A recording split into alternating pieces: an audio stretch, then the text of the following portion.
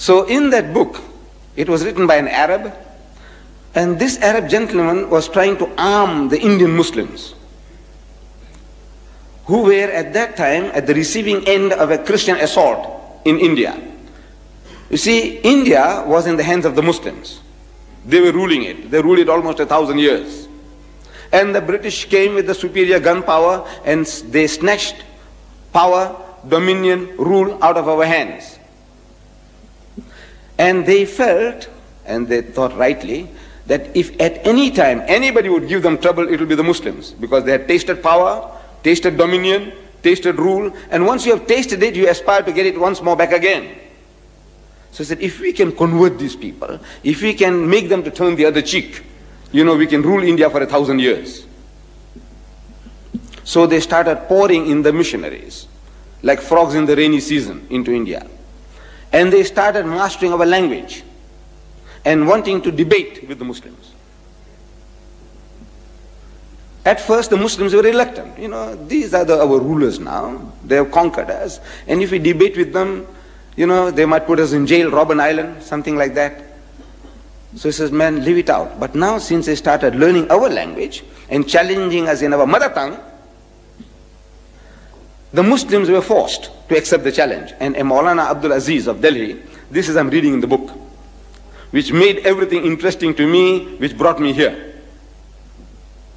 That Maulana Abdul Aziz of Delhi, he was forced to accept the challenge.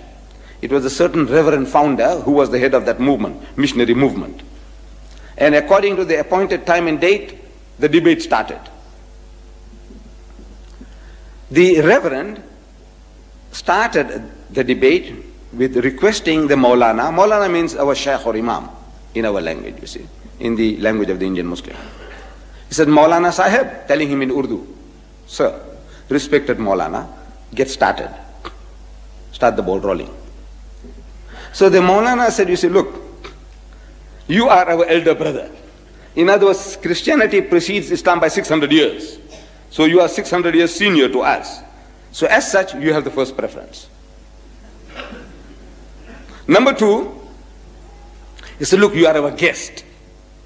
No doubt an unwelcome guest, but a guest at that. So as such, again, you have the first preference. So the Reverend was forced to start the debate. And he started with a question. He says, Maulana Sahib, speaking in Urdu, Maulana Sahib, where is your Prophet Muhammad now?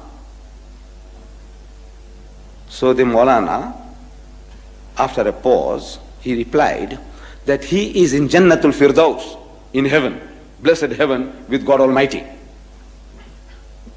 Out of that answer came the second question. He said, all right, tell me now, where was he when his grandson Hussein was martyred at Karbala? So the Maulana again thought for a moment, and he again replied, he was still in Jannatul Firdaus, in blessed heaven with God Almighty. Out of that answer came the third question. I'm reading this in the book. He said, all right, now Maulana Sahib, look, if your Muhammad was with his Allah, as you say, and while his grandson was being butchered, Shaheed, at Karbala, didn't he ask his Allah for help? He said, look, my grandson is being butchered, please, have mercy on him, save him. So there was a long pause. And the Reverend couldn't hold his peace. He started stamping his feet. Come on. Didn't he? Didn't he ask his Allah for help? Because if somebody is bullying me, and if I have a young heavyweight champion next to me, I say, look, man, Akhi, please, man, help me, save me. So didn't he ask his Allah for help? So after a long pause, the Maulana said, yes, he did. He did. So what did he say? We know he wasn't saved. What did Allah say?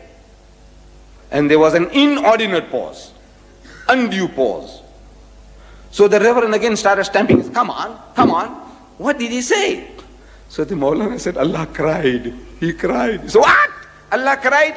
He said, yes. He said, I couldn't save my own son Jesus. How can I save your grandson?